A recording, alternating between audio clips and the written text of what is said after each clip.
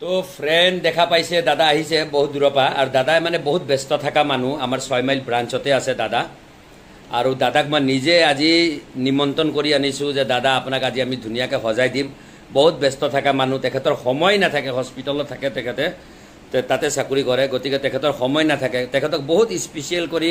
আজি মাতি আনিছোঁ আৰু তেখেতৰ কাৰণে মই আহিছোঁ নগাঁৱৰ পৰা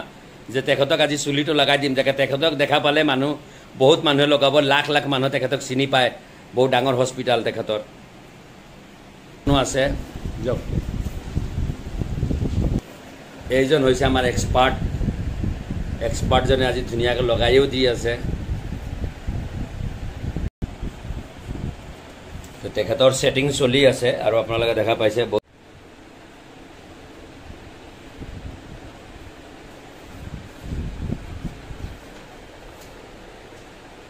দাদা কেনেকুৱা পালে ভাল পাইছেনে